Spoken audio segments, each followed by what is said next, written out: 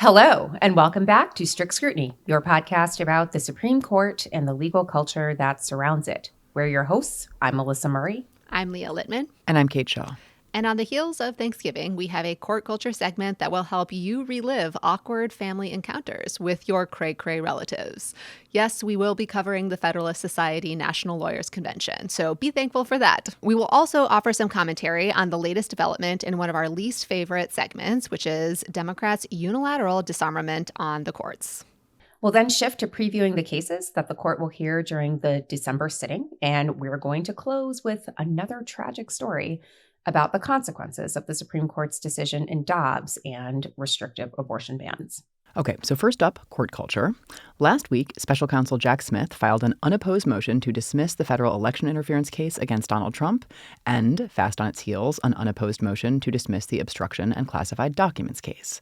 The motions made clear they were based on Justice Department policy that the Constitution does not permit the prosecution of a sitting president, and the dismissals were not based on, quote, the merits or strength of the case against the defendant. Both of these dismissals were without prejudice, so at least in theory, they could potentially be revived at some future date. But I think, to quote my colleague Karen Taney's epic foreword to the Harvard Law Review, quoting Justice Elena Kagan and also referencing the biblical prophet Ezekiel, the cases are dead, dead, dead. The Trump news is awful, but Karen's piece is incredible, so everyone go read it if you haven't. So as we noted when previewing this court culture segment, we know that some of you probably spent Thanksgiving or debated spending Thanksgiving with some relatives who voted for whatever the Trump administration 2.0 is going to turn out to be. So for those of you who did that, we wanted to help you relive the memories of trying to spit facts at your red-pilled grandparents. And for those of you who opted out of said experience, we wanted to give you a sense of what you might have missed. So earlier in November, the Federalist Society held its annual National Lawyers Convention. The convention always offers a series of panels and a banquet with keynote speakers. And this year, one of the panels included our friend, Commander/Field Marshal of the Left, we will explain, Steve Vladeck. Steve, who's now a professor at Georgetown University Law Center, appeared on a panel titled The Continued Independence of the Judiciary that was moderated, ostensibly, by Judge Jim Ho and included as a fellow panelist Judge Edith Jones, both of the Fifth Circuit. Ostensibly is exactly the right word to use for Judge Ho's turn as moderator, because he actually began with remarks unbefitting a moderator because they were pretty much a perspective, not necessarily moderate in tone. So here's a clip. But now let's fast forward to the current conversation. All right. If you listen to commentary coming from academic and cultural elites today, the message is simple. The judiciary is no longer to be trusted. It's almost like the courts are not trustworthy, and people are just noting that. But go off, my dude. So Steve Vladeck, during his remarks, talked about how courts depend on the elected branches, which means courts should be mindful of the positions of the elected branches and also be mindful of the views of the country, which, of course, selects who is in the elected branches. So he was emphasizing that the independence of the courts does require courts to have some minimum amount of public support. And then Judge Jones. So here is how she opened her remarks. I hope to respond here today in defense of my colleagues, Fifth Circuit district judges, who came under relentless attacks during the last several years by certain professors, including notably Professor Vladeck, for what he considers close to unethical situations in litigation which have existed since the dawn of judging.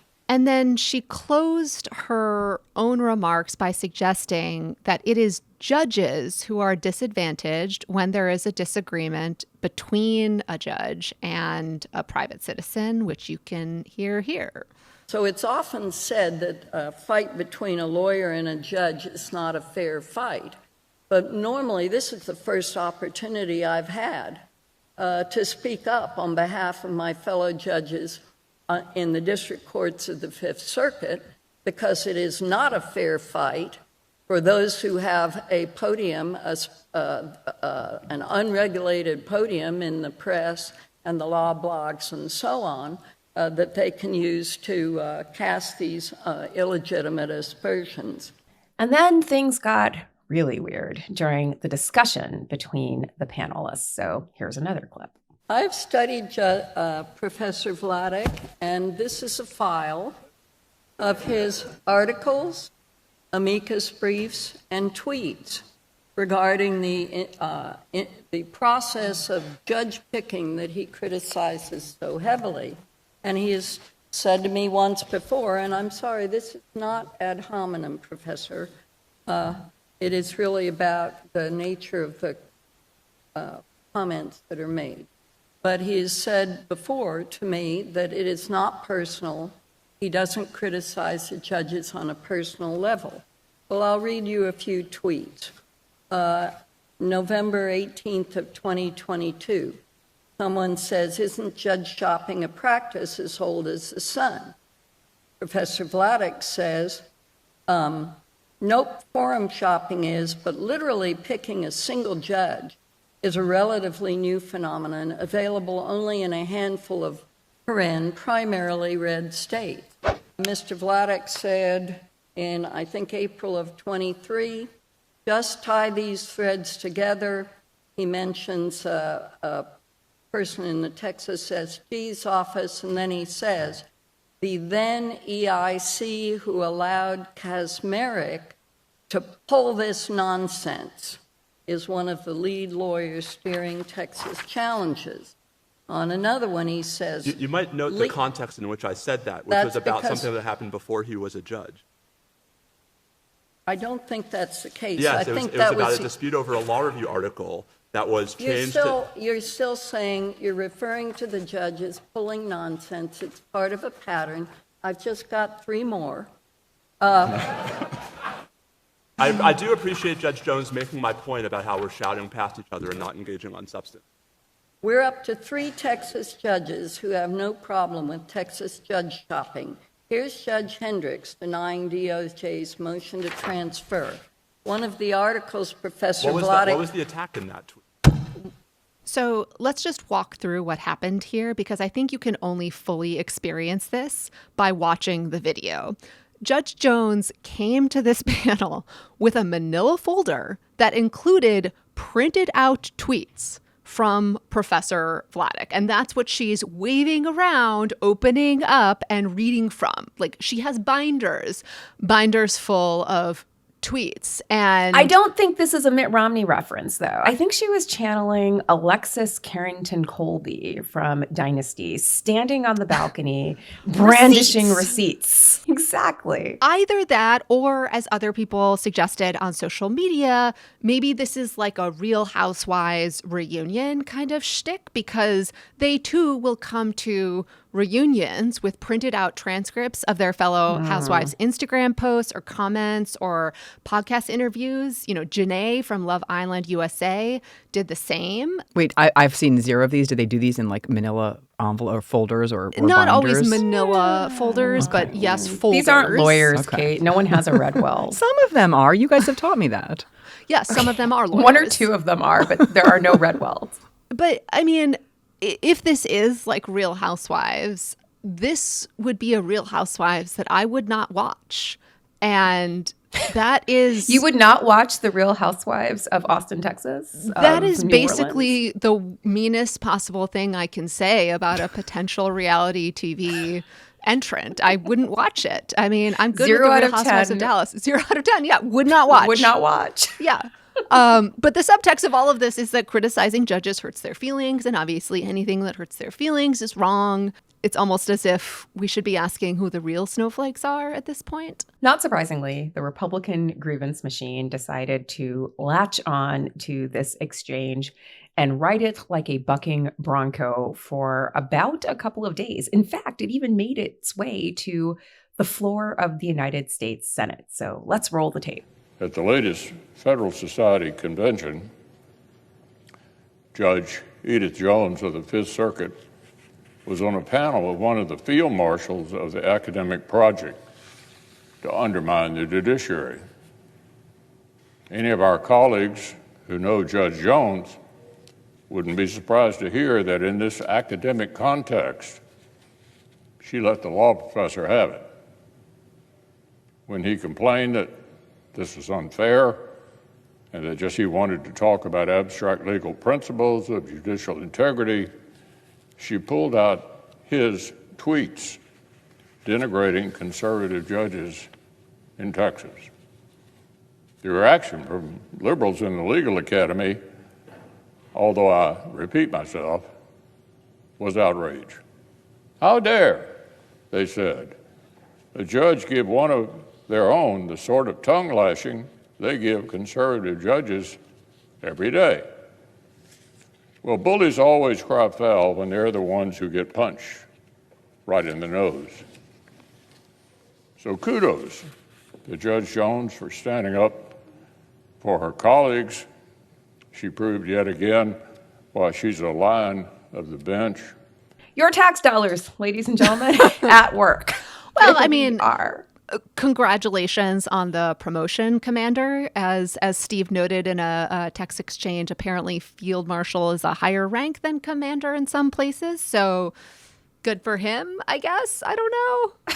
I mean, to me, what really jumped out about all of this was like the right is about to control every organ of the federal government, and yet the victim mentality burns so white hot, and that's among FedSoc senior members and Republican Senate leadership. Like, it is just wild to observe. And I also think the style of politics that they engage in requires an adversary. And right now, like, there's not a lot in government to look to as adversaries since they're going to have a lock, at least at the federal level. And so obviously there are other adversaries that they have generated. The media is, sort of front and center, but the academy is also really up there. And I think you sort of saw that they decided to elevate this attack on Vladeck the way they did, again, to a McConnell speech, suggests to me that, yeah, law professors are in the crosshairs.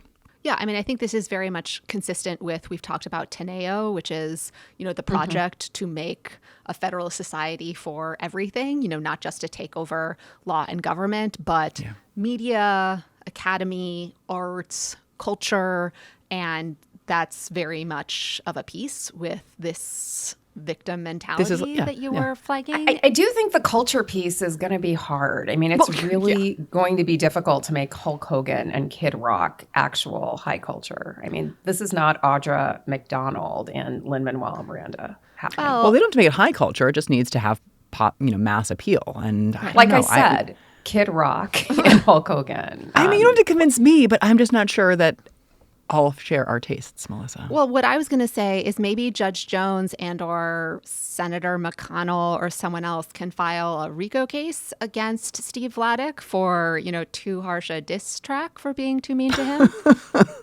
Yeah, right? That's what all the cool pop stars are doing these days. Don't give them any ideas. Happy. Mm-hmm. Do you know what we're talking about, Kate? I'm familiar with Drake. I am. Like I'm familiar with Drake. We meet up at the Starbucks on the corner of 57th. Not that kind of familiar. So he's my boy. Back to the Federalist Society National Lawyers Convention. At another panel, this one titled, "What is the future of administrative law?" ? Spoiler, nothing, not great. That wasn't in the title. But anyways, at this panel, the moderator, Columbia law professor Philip Hamburger, led a toast to the takedown of the administrative state, which itself is notable, but so too is who participated or seemingly participated in the toast, because other panelists included D.C. Circuit Judge Naomi Rao and Florida District Court Judge Catherine Mizell.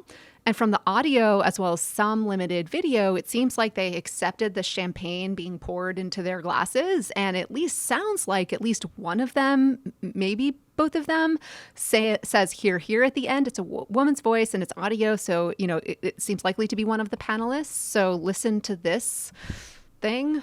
All of this amounts to the greatest setback to administrative power, at least since 1935, perhaps ever. Gary Lawson, I don't know if he's in the room. Are you there? There you are.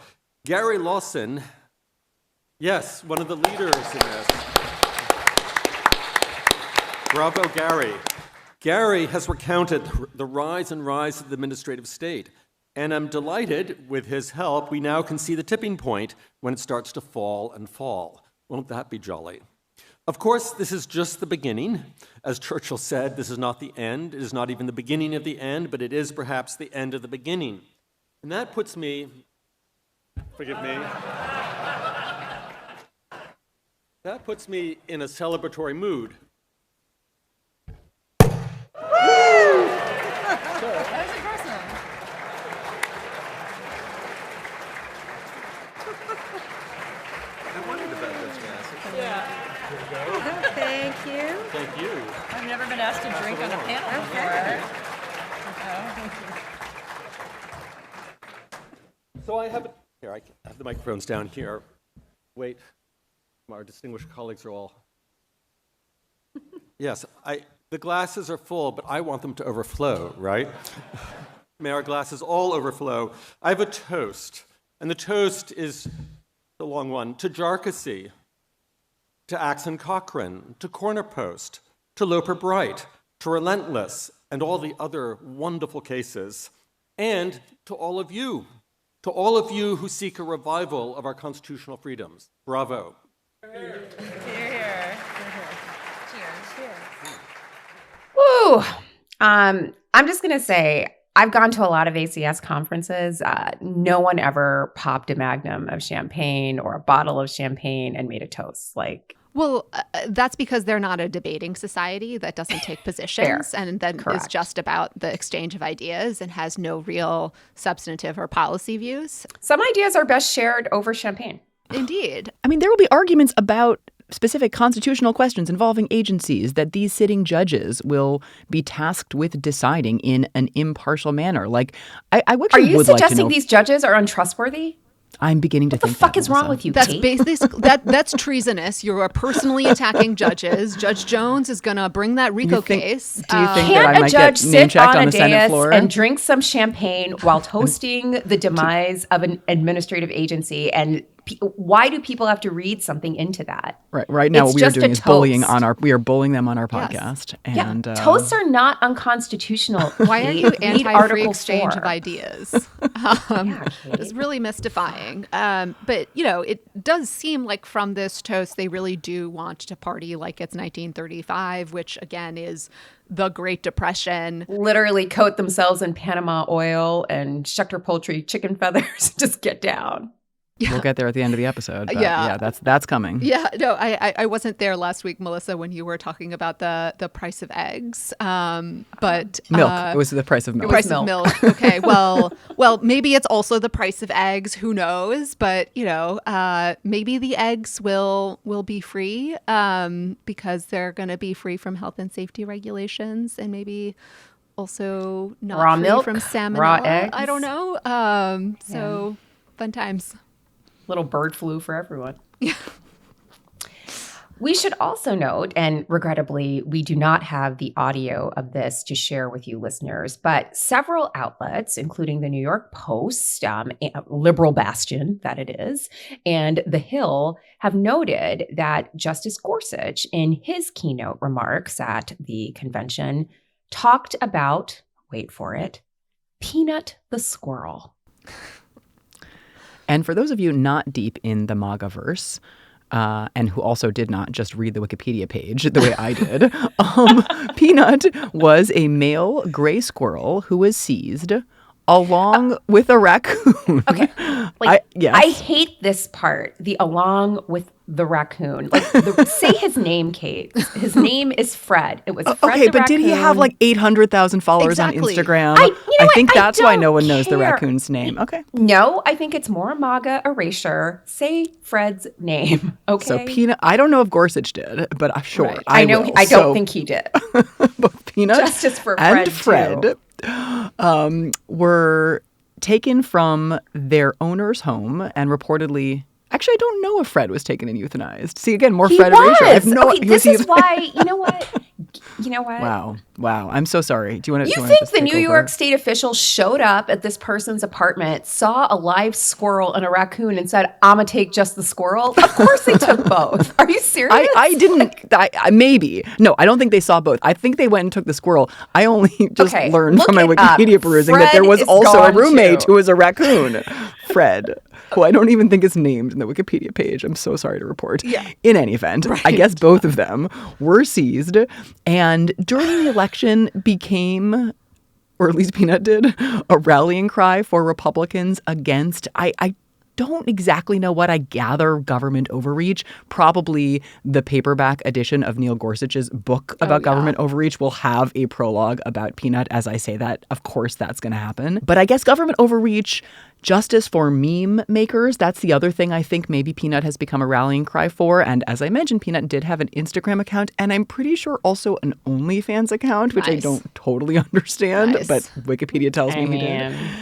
Anyway, the fact that Gorsuch was, sorry, I was mentioning the accounts, and Peanut contained multitudes, clearly. But so all did this, Fred. I think, and I just, wait, let me, back to Fred for a moment. We can confirm WRGB, I'm not even making this up, RGB from Albany has confirmed that both Peanut and Fred were seized and both were euthanized. So justice for Fred, too. The point is, if you are red-pilled and in the MAGAverse, Peanut the squirrel is top of mind and the thing. And why not Fred? Why not Fred? But again, the fact that he does Peanut and not Fred suggests it's coming from the MAGAverse, which had focused on Peanut. And it just underscores the milieu in which these justices exist, right? It is MAGAverse. I'm not debating that. I'm sold on that. That was obvious. It was obvious. The moment she said Peanut, I knew we were talking about Neil Gorsuch's media diet. I am simply suggesting who is erased here and why. Yeah. What happened to Fred? Seriously. Justice for Fred. Kate, get back on that Wikipedia page. You can update it. I'm not personally responsible for seizing and euthanizing Everyone Fred, but I've clearly participated point of Wikipedia. In the erasure. So, all right. Well, so I think we did learn something about Neil Gorsuch, which is that as terrible as he is on many issues, I guess I did not realize quite what a kind of MAGA silo he resides in. I don't know if he always did, but certainly that seemed to be a tell that he now is. I think we got a preview of that last term when he asked about the hypothetical of Representative Bowman pulling the fire alarm and whether that could lead to a prosecution under the obstruction statute that the January in the Fisher 6ers argument. Exactly. Yeah. Good point. The red pilling of Justice Gorsuch was the least surprising aspect of this story to me. In any event, that's what's going on the right, and that's what the Republican-appointed judges and justices are doing. It's just all champagne, all manila envelopes, all Peanut the squirrel all the time. But what a shame they're fucked in the head. That was a Champagne Problems reference.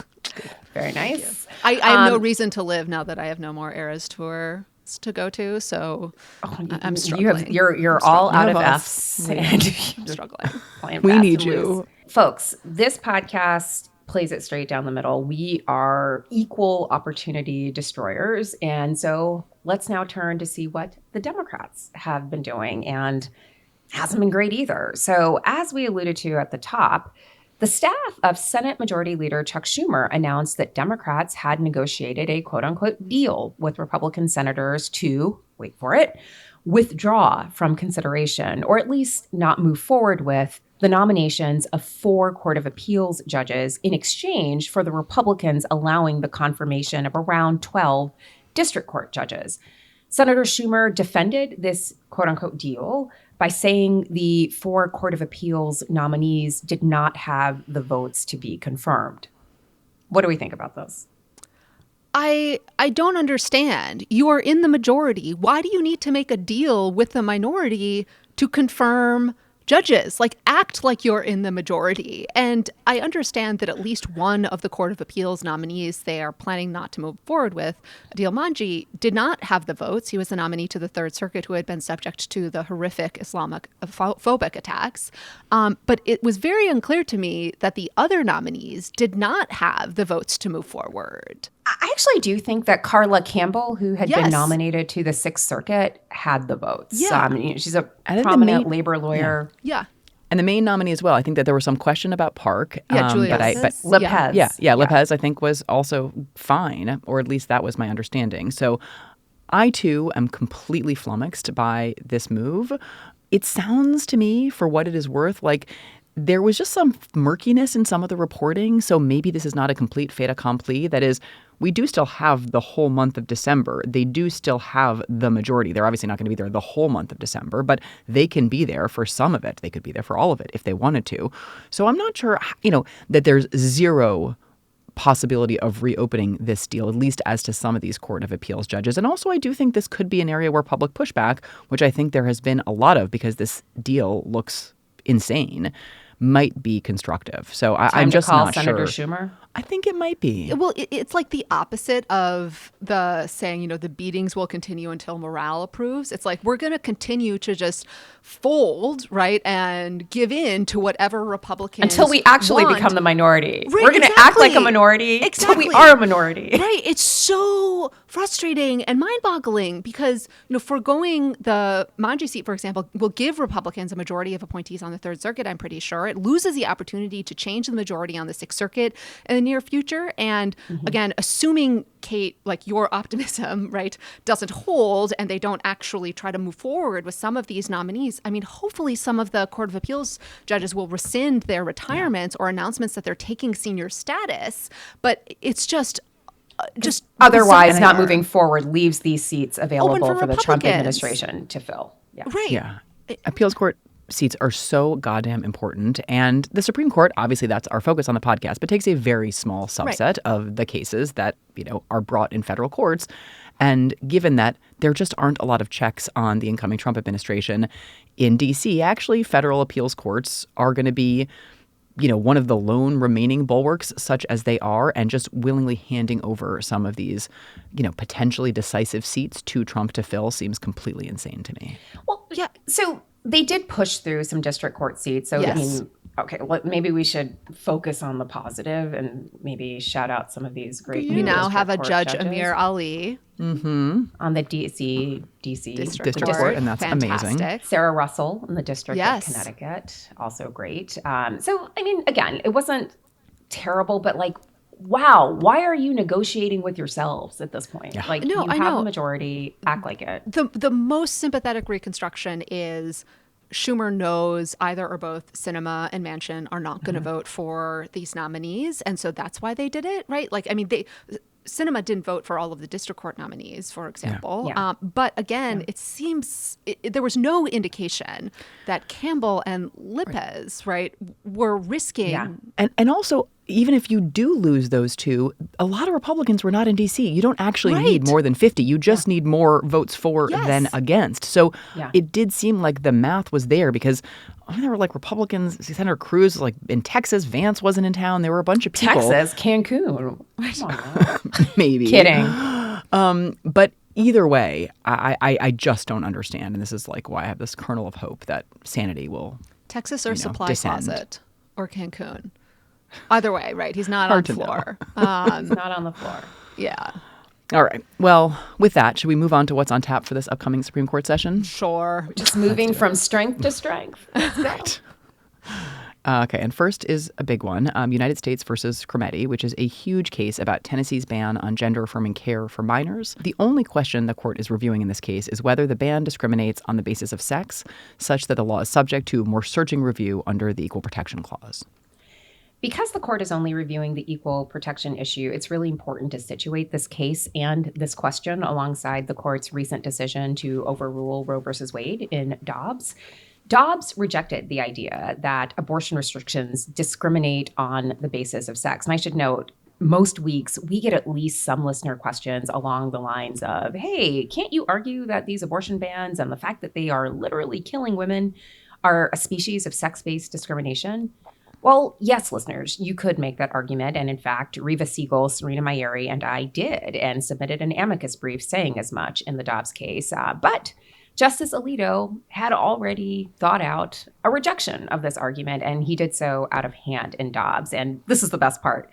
He rejected this argument by citing Geduldig versus Aiello, a decision that concluded that discrimination on the basis of pregnancy is not sex-based discrimination for purposes of the Equal Protection Clause. Incidentally, Geduldig was decided in 1974, a year after Roe versus Wade. So this is peak Trolito, citing precedent and then overruling a precedent, which is fantastic. And Even more interestingly, Congress thought that the court's decision in Geduldig was so wrongheaded that they subsequently enacted the Pregnancy Discrimination Act of 1978 to make explicit that for purposes of Title VII, pregnancy discrimination is a species of sex-based discrimination. That obviously does not address the constitutional issue that was decided in Geduldig, but it did address the statutory issue that was decided a few years later in another case called Gilbert.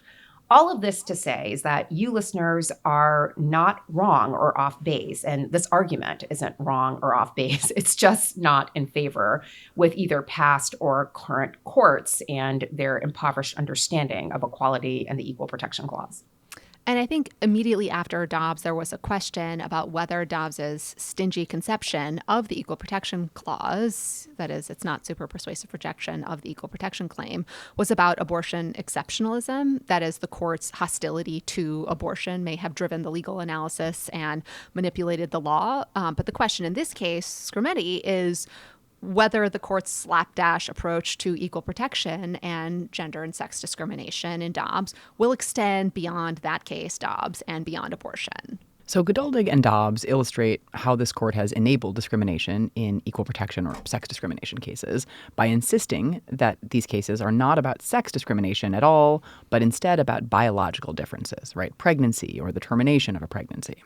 But of course, it's possible to grant the biological fact of pregnancy, but also to grasp that there were gender-based stereotypes that seem pretty relevant to the legal questions in both of those cases, and that the distinctions at issue in those cases, right, the pregnancy and abortion cases, were quite related to sex.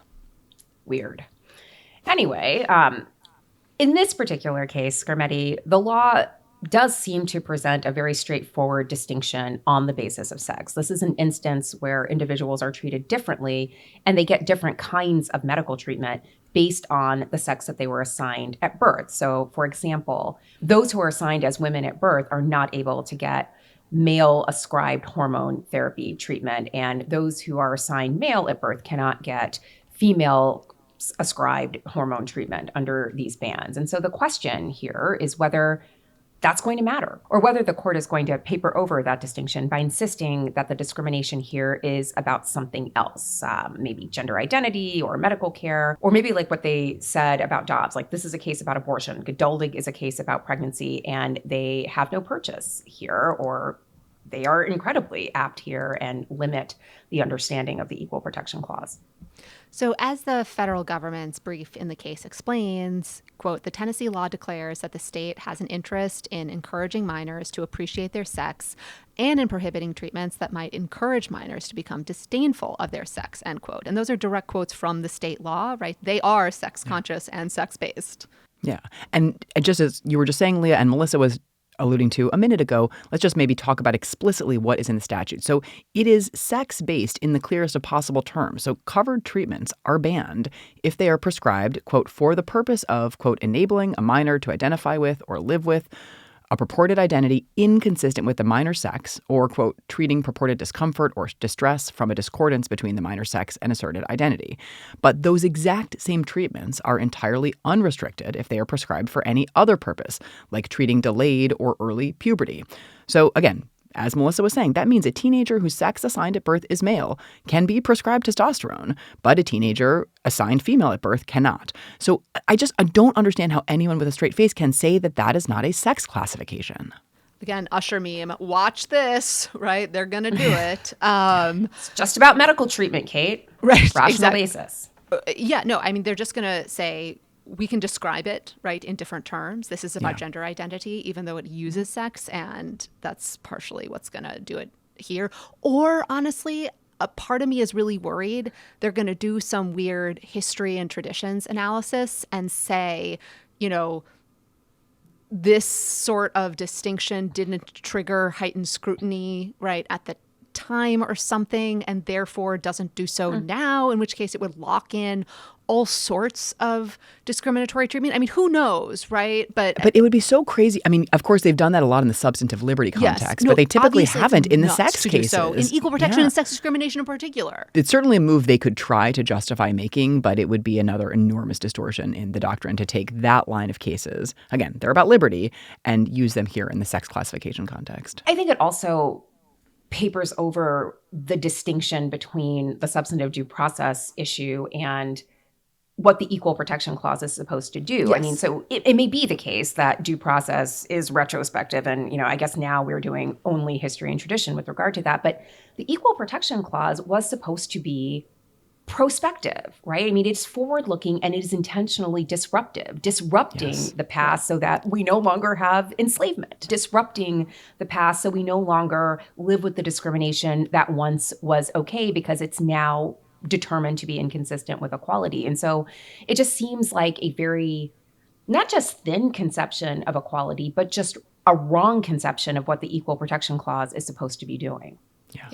So I think other background that's important to understanding this case and its stakes. The court is hearing this case on the heels of a pretty intensely anti-trans campaign by Republican candidates, including the Republican presidential candidate. And I think there's a real concern about what that is the campaign and a decision in this case could embolden governments to try and do if the Supreme Court gives them the green light, on the heels of that campaign. Yeah. I guess predictions I think it is really just how ugly the case is going to get. As I suggested, maybe it will resurrect, I can call what is happening something other than sex discrimination, and therefore I will deny that it is sex discrimination at all. I am worried we are going to get some really awful historical parallels where they try to analogize gender-affirming care to abhorrent instances of medical experimentation, or some of the justices will write separately to indicate that. It's just, I'm very concerned here. Yeah, I mean, I wonder whether, the conservative justices, Alito has talked previously about, right, Buck versus Bell, which we talked about on this podcast before, a case permitting, right, the involuntary sterilization. And they think that case was, an egregious error. But and it was, of course, but on their own logic, I'm not sure the history and tradition really is on their side. They're just pronatalists, and they think that anything that interferes with reproduction is a problem. But that's a substantive due process kind of view, right? Not something I don't think that they could justify as deeply rooted in history and tradition. So I think we will see if they try to revive cases like that. I also just think, as I said, I don't see how you can say with a straight face that there's no sex classification here. But I also think that, Tennessee is trying in this case to basically prevail on like what they call an equal treatment rationale. Yeah. So they basically say like the law treats everybody equally because it prohibits transition-related care for all, regardless of sex. But like another sort of page of history, that is exactly what the state of Virginia said in defense of its ban on interracial marriage in Loving versus Virginia, right? It said, because, quote, its miscegenation statutes punish equally both the white and black participants in interracial marriage, the statutes basically don't discriminate on the basis of race.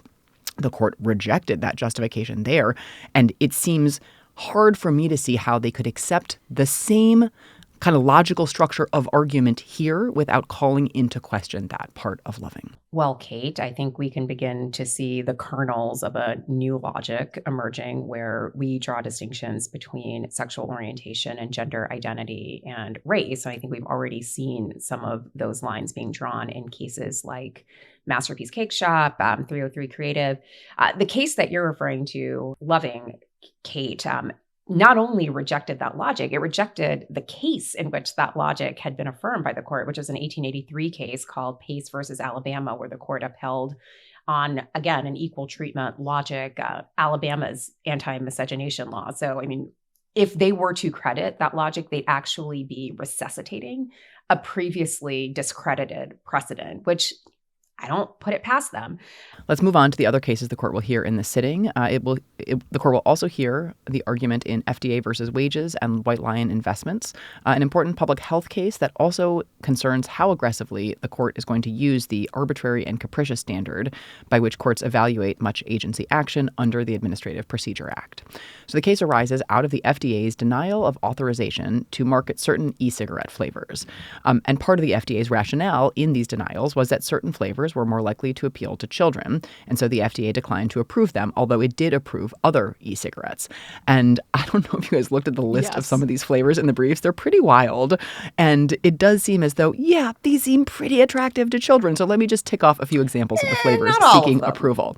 Okay, there's a range. Pink lemonade, Rainbow Road, Chewy Clouds, Sour Grape, Jimmy the Juice Man, Peachy Strawberry, Cloud Science Alpha, which apparently tastes similar to cotton candy, Cloud Science Epsilon, I don't know what that one tastes like, Creme Brulee, Killer Custard, Strawberry Parfait, Suicide Bunny Mother's Milk and Cookies.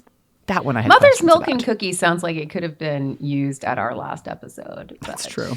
It doesn't sound like the youth will like it as much. Okay, stipulated. But the rest of them, I mean, my kids would be into something called Chewy Clouds Sour Grape, I am sure. So, and I think lots of other kids follow do. you for more parenting tips. well, but okay. So I agree with that. Some of the flavors like creme brulee, I don't know how kid oriented that is. But part of the problem is not all people grow out of childlike obsession with sugar. Specifically me. I exist on sugar. Like, the sweeter the candy, the cookies, the dessert, the more I want it. When we embarrassingly go and shop for wine and people ask, you like a Moscato, don't you? I love Moscato. It's my favorite. I know you did. I know you do. Okay, even worse, people will ask what sort of Moscato you like. And I say, barefoot. More cloying sugar, the better, right? Like, I want that cloying sugar taste. I'm going to recommend to you Bartles and James, baby. Pink Moscato. No, amateur. Barefoot pink Moscato. Like, I've tried that. It's not quite as sweet as I like it, which is the Are you fucking kidding? Cupcake Moscato. Again, some people don't outgrow their sugar fixation. Like, I could mainline sugar. I don't do caffeine. I do sugar, and I love sugar. Oh my. Okay. I love a sugary wine myself, but wow, Leah, like barefoot pink Moscato is not sweet enough. All right. Anyway, back to the e-cigarettes. The question in this case is whether the FDA's denial of authorization was arbitrary and capricious, or instead, whether it was supported by the facts. That question masks some very interesting background dynamics in this case, and also some potential administrative law issues that the court might decide to wade into. So, what's going on in the background of this case? Well, one thing is that the FDA denied authorization because it was concerned about particular flavors appealing to kids, like this was Kate's concern just a moment ago. But the reality is that what appeals to kids also appeals to adults. That's what Leah was saying, and that's what prompted that whole Moscato interlude.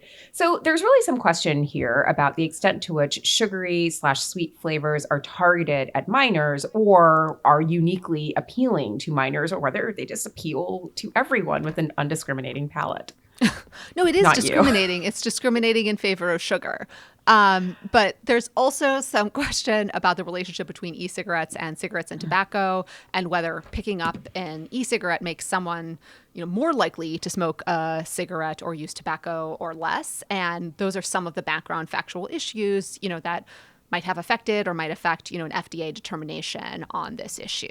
And the case also arises in the posture of the change in administration. So the Trump administration previously took a more lenient or sympathetic approach to e-cigarettes relative to the Biden administration. I know you're surprised. And if you think the science doesn't resolve the question here, then you might be sympathetic to the idea that politics or value judgments are a perfectly appropriate way to come to a decision here. But we shall see. A few other things happening in this case. One is the dynamics at or within the FDA, which is, in some ways, one of the more cautious agencies in that they are often inclined to say no. They're concerned about replicating the failure of light cigarettes. This was a thing back in the day, the idea that you could market a cigarette that had a lower level of tobacco and it would somehow be less harmful or less addictive. So again, that might be a concern within the FDA and might shape or influence the dynamics here in this case. Yeah. And there are, of course, other historical examples, where the FDA approved a drug only to learn later it had somewhat catastrophic consequences, like thalidomide. Right. So also a good one. Right. Yeah. Yes. So the FDA also asked applicants to provide a lot of information about how the companies would keep the product out of kids' hands, and specifically to include discrete plans for all of the different flavors and all of the different possible dosages. But then it turned out that was way too much information for the FDA to process, and the FDA couldn't review all of the information individually. And so the FDA therefore said they wouldn't review any of them, but that all of the methods of trying to keep this out of the hand of kids were ineffective. And I think, right, it kind of conceitedly is, right, like they are ineffective. But the Solicitor General, that is the federal government, concedes that was an error. You know, the FDA can't do that kind of bait and switch. But the question is whether that error is harmless, again, because no one's really questioning that the methods of trying to keep this out of the hands of kids, right, those just aren't really going to work. There's also some under-the-surface hostility to an agency making policy through what's called adjudication. That is, you know, adjudicating individual cases rather than going through a rulemaking process. And so here, of course, the change is a possible change in posture toward e-cigarettes and e-cigarette flavors. We should say the court actually took a very expansive view of harmlessness in administrative law cases in a case about HHS's decision to essentially bypass public comment in implementing a very protective rule about employers' obligation to provide contraception in the Little Sisters of the Poor case. Mm-hmm. But we will see if that broad conception of harmlessness obtains here. I'm guessing no. It seems like a safe guess, but we will see. And in general, the case does seem to have hallmarks of Ohio versus EPA, where the court held that the EPA's good neighbor rule was arbitrary and capricious because the Republican appointees, except for Amy Coney Barrett, just weren't super convinced by the EPA's explanations about the science. Both cases, right, Ohio versus EPA in this case, are about just essentially how closely the court is going to fly-spec agency explanations, rationales, assessments of facts. In Ohio versus EPA, the court freely second-guessed what the EPA did. But of course, the EPA, at least under Democratic administrations, is always in the wrong and always acting illegally. The question is just how. And maybe the question in this case is whether that also holds true for the FDA, at least when controlled by a Democratic administration. So I kind of agree with the suggestion or intimation that maybe the court may be inclined to, as they said at the Federalist Society National Lawyers Convention, deal another blow to the administrative state. Cheers! Salted. Exactly. Pop that Champs. Make sure it's Moscato. Or maybe they let this one go because the Trump administration is about to come back in and say yes to all the e-cigarette manufacturers. You know, who knows? But we'll see. All right. The court is also hearing 7-county infrastructure coalition versus Eagle County, Colorado. And this case is about agencies' obligations under NEPA, the National Environmental Policy Act. NEPA requires agencies to consider the environmental impact of proposed agency actions. The question here is, what kind of environmental impacts? Here, the coalition sought approval from the Surface Transportation Board, STB, to build a new rail line. So STB put together an environmental impact statement that concluded the project should move forward. The decision was challenged on the ground that the STB failed to consider certain environmental impacts, such as the increased demand for crude oil given the construction of the highway, the downstream effects of increased oil refining, and the possibility of accidents on the line, which could create additional environmental costs. The D.C. Circuit concluded that the STB's environmental assessment was invalid. Interestingly, the federal government is supporting the petitioners in arguing that the assessment is valid. The federal government says the STB didn't have to go further upstream or downstream in considering the environmental impact. That is, they didn't have to consider the effect on supply or demand for oil or the risks of accidents. All it had to consider was what construction and the presence of the rail line would do to the environment. Though the federal government adds, the STB did consider the effects of increased oil production in the area. The government also cautions the court against adopting any kind of bright line rule, like telling the agencies they need not consider consequences they don't directly regulate, like in this case, oil refining, or telling agencies they must only consider effects proximately caused by a project, or things of that nature. And some of the background to the case is just the big question of the extent to which NEPA requires agencies to consider the effect of a particular project on climate change. What is climate change? Does it We hardly knew ye. It's a hoax. So other cases to note on the court's docket, one is United States versus Miller, which is a bankruptcy case that is actually a sovereign immunity case. So sovereign immunity is the rule that the sovereign, here the government, cannot be sued without its consent. And the question here is whether one sovereign, the United States, consented to being sued in some form under a provision of bankruptcy law. Under Section 544B of Chapter 11, a bankruptcy trustee may avoid a previous transfer if it is, quote, voidable under applicable law by a creditor holding an unsecured claim, end quote. And the applicable law here may include state law. Section 106 of the Bankruptcy Code abrogates the United States immunity with respect to Section 544B. The question in this case is whether the trustee may avoid a debtor's tax payment to the United States under Section 544B when sovereign immunity would have barred the applicable state law fraudulent transfer action against the United States outside of bankruptcy. Let's make this concrete with facts. So a company, the All Resort Group, Inc., paid money to the IRS to satisfy tax obligations of its principals and then later filed for bankruptcy. The trustee in bankruptcy filed suit against the United States to recover the tax payments. The trustee relied on a state fraudulent transfer statute, and the government asserted as a defense that the debt wasn't voidable under state law because sovereign immunity would bar that suit outside of bankruptcy. The government argues that the trustee can't avoid a debtor's tax payment when sovereign immunity would bar the underlying state fraudulent transfer suit. The government says that Section 106 addresses only the government's immunity from suit, not the distinct merits issue of whether state substantive law provides an avenue for relief.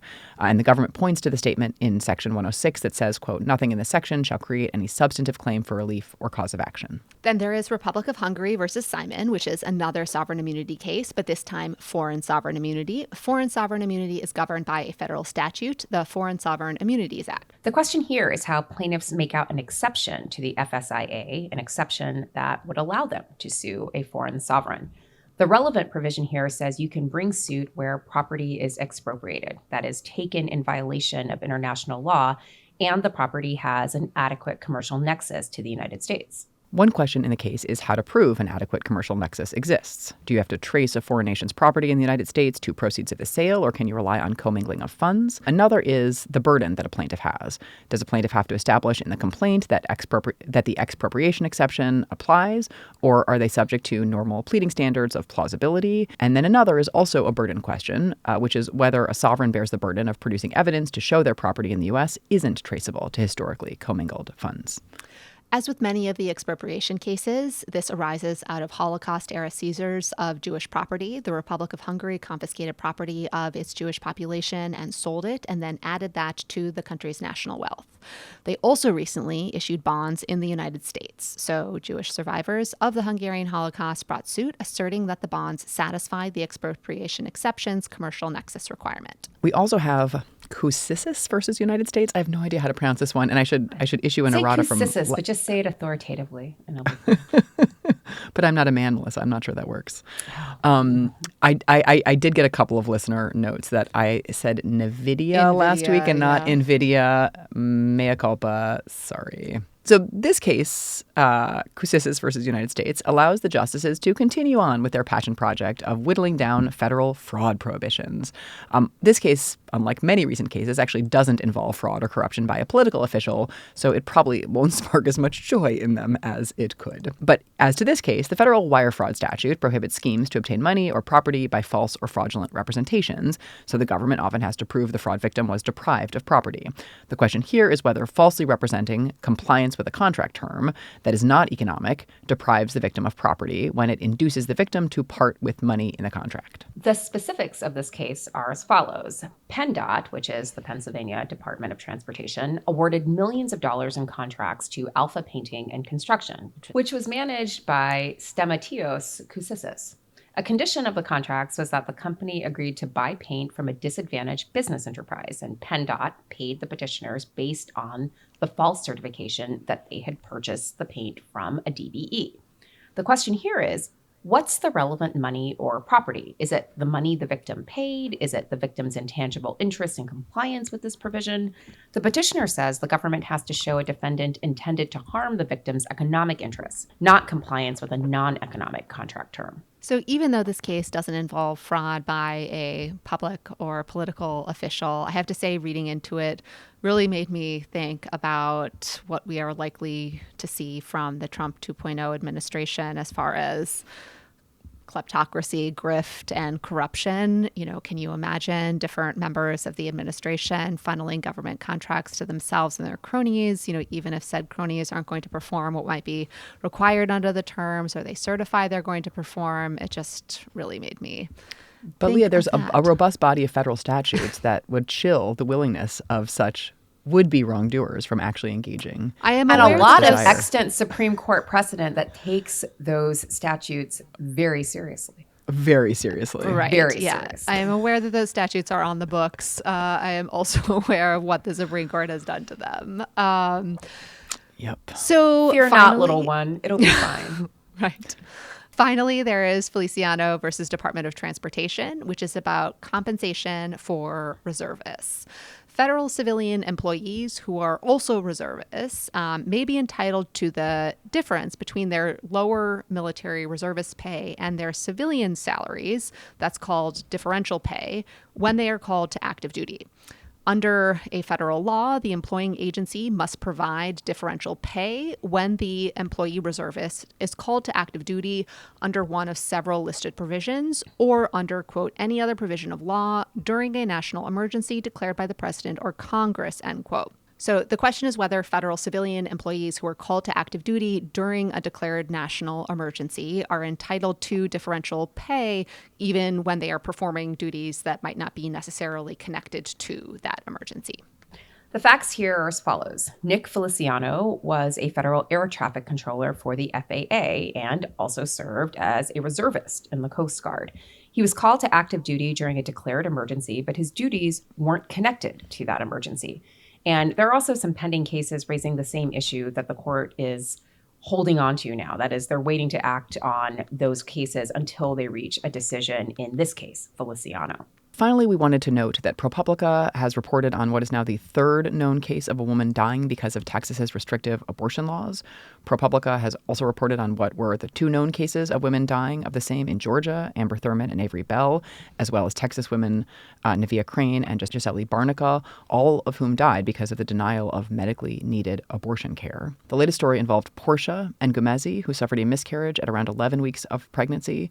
She experienced severe blood loss that required 2 transfusions at an emergency department, but she needed a DNC, the standard first trimester miscarriage treatment. That is also an abortion procedure, and it involves the doctor removing remaining tissue from the uterus so as to stop the bleeding. But the Texas doctors didn't do that, and Portia passed away. The story, like the others, is just gutting. Portia is survived by her husband, Hope, and their 2 sons, ages 3 and 5. When Hope returned home, one of his sons asked, "Is mommy still at the hospital?" The youngest son didn't understand that his mother was gone for a while. When he would see a woman with braids from far off, he would run after her, shouting, "Mommy." It is just heartbreaking. ProPublica also reports that Portia's husband, Hope, said this: "We all know that pregnancies can come out beautifully or horribly. Instead of putting laws in place to make pregnancies safer, we created laws that put them back in danger," end quote. Just to say, we actually hate having to talk about these stories. We hate having to share them. They are absolutely gutting, but we continue to do so because we think it's even worse to let what is happening to women, children, their families go unnoticed in the march toward what feels like Gilead. So there are consequences here, and they're actually real life human consequences. And states are trying to disappear those stories. So after ProPublica obtained the Georgia Maternal Mortality Commission's findings that 2 Georgia women had died because abortion bans delayed necessary care, the state responded by disbanding the Maternal Mortality Commission. And then the Texas Maternal Mortality Commission was told they will not examine cases from 2022 to 2023, the first 2 years of Texas's restrictive abortion laws being in effect. I mean, this is such a standard move. It reminds me of during COVID when they just stopped testing and then you couldn't talk about whether COVID rates were going up or going down. The absence of information means we don't have a problem at all. Yeah. Rather than thinking about even adding meaningful protections for doctors to perform life-saving abortions, even that's something that they won't consider, but instead they'll disband the commissions that actually study what is happening in their states. All right, so finally, to end on another, although different, kind of bleak note, the court granted cert in a pretty scary non-delegation doctrine case. So this is what we meant at the outset when Leah alluded to partying like it's 1935. So this case involves the way that the Federal Communications Commission administers the Universal Service Fund, which impacts access to broadband in large swaths of the country. And the argument is that it violates the non-delegation doctrine, a doctrine that, again, we've said this before, had really one good year in 1935, but has been dormant, and properly so, since, although there's lots of interest in this venturesome court in reviving a robust version of it. Cheers. If it, Hear, hear. if it does that, we're going to need a bigger bottle of champagne. If, in fact, this results in finally the revival in a full-throated way of the non-delegation doctrine, could be a technical knockout for the administrative state, not just another blow, at least the part of the administrative state that does anything to protect our health and safety and welfare. I am sure they will find a way to keep standing a shell of an administrative state so that grifters can grift and amass power. Like Doge. Like Doge. Whatever else falls, Doge will stand. Not a real department, really more like Nope. a faculty committee. Exactly. The Doge Cobros of the faculty committee will Asteens. remain. Asteens. The Asteens. I guess we'll always have that. So a few notes before we go. Last week, Pod Save America dropped a special episode featuring Dan Pfeiffer's postmortem interview with senior staff from the Harris Walls campaign. It's a must-listen episode as the staff reflects about what happened, why, and how we move forward. And on Friends of the Pod, Dan followed it up with a Q&A episode answering listener questions pulled directly from our Discord community. Do you want to join the conversation? Then subscribe to Friends of the Pod and jump into our Discord. And for a limited time, we are offering 25% off new annual subscriptions. Subscribing is the best way to support Crooked Media and help us continue building an independent progressive media company. Plus, when you subscribe, you unlock perks like ad-free Pod Save America and more. You can learn more and subscribe at crooked.com/friends or directly through the Pod Save America feed on Apple Podcasts. Don't miss out.